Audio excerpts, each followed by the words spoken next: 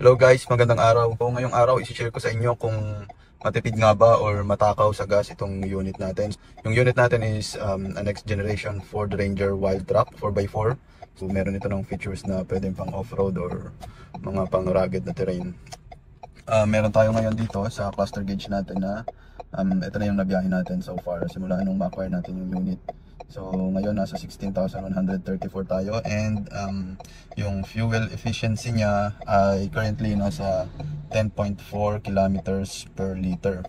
Kayo na ang humusga kung matipid ba siya or matakaw sa gas. Yan yung average natin based on the past driving natin. Usually nare-reset naman yan, and then meron pa itong isang record dito which is yung trip 1. Trip 1 meron tayong 5,800 and then yung naging average niya is 10 kilometers per liter. And then meron tayong trip 2 ay 9.9 kilometers per liter.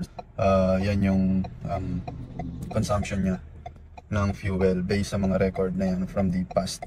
Kung tatanungin, average yung consumption pero super dependent dito sa driving habit natin tsaka yung condition ng daan kung saan tayo pumupunta or yung mga destinations natin, kung marami ka bang uphill or patag lang ba. Kasi ginagamit namin dito for business yung sasakyan. Nilalagyan namin ng madaming load sa likod, usually hanggang 500 kilos or more.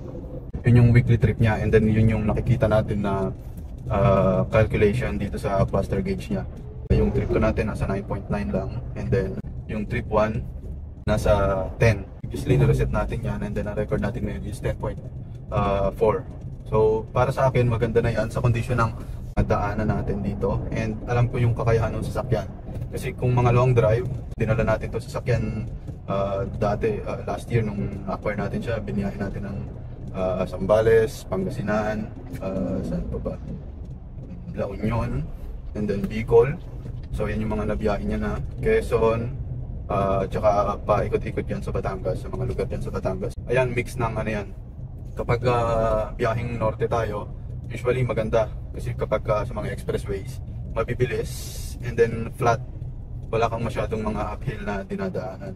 Kapag ganan, meron tayong record dyan na napaabot natin ng 17 kilometers per liter. Para sa akin, napakagandang record niya. Kapag long drive talaga maaasahan, pero maaasahan mo na tipid siya sa gas. Talagang, ayun nga, 17. Yun yung pinakamagandang record na nagawa ko dito. On average nga, dahil madalas niloloadan natin yan ng kargada sa likod. Ayan, nag-average lang tayo 10, 11.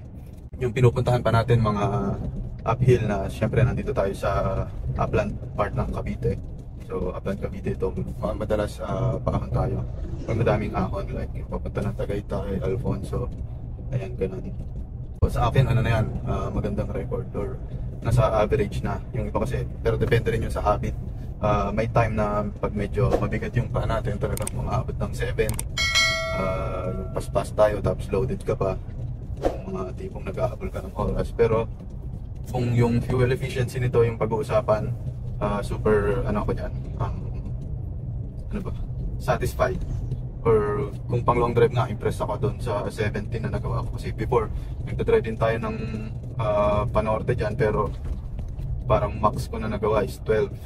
So mix na ng patag tapos expressway. Ito, kapag cruising ka ng 80 to 100 sa expressway, ang ganda ng nagiging record mo ng fuel efficiency dito. Pero ayun nga, mas maganda nakikilala din natin yung sasakyan natin bilang owner or driver. Kasi ako nalalaro ko yan kapag gusto kong tipidan, kasi gaanan lang natin yung tapak sa gas. Kasi kapag yung habit natin talagang ang bigat ng paa natin sa gas, hindi ka makakaasa na kahit anong sasakyan, hindi ka makakaasa na ng magandang fuel consumption dyan or yung fuel efficiency rate niya.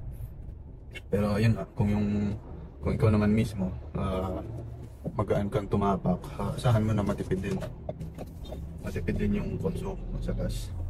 Kaya yung iba, kung nagtatanong, kung yun yung gusto niyang malaman sa fuel efficiency ng unit na to, sinare ko sa inyo. Pang long drive tayo, biyahe tayo dyan, norte, tapos south, kaya natin ng 17 on average. Pero kung dito tayo, loaded ka sa cargo bed mo, tapos uphill, yung habit mo or kung yung driving technique mo medyo mabigat yung paa mo, sa mga biyahe na yan, nasa 7 ka lang kung dito sa unit natin. Pero kung uphill ka tapos loaded pero medyo hindi ganun ka bigat yung tapak mo sa gas, kaya mo naman mag-average ng 10. So far yun yung may i-share ko sa inyo about dito sa unit natin. Kung nagpaplano kayo and fuel efficiency yung paplano kayong bumili, fuel efficiency yung isang consideration nyo, siguro magandang basis din. So hanggang doon na lang. Salamat sa pagsama.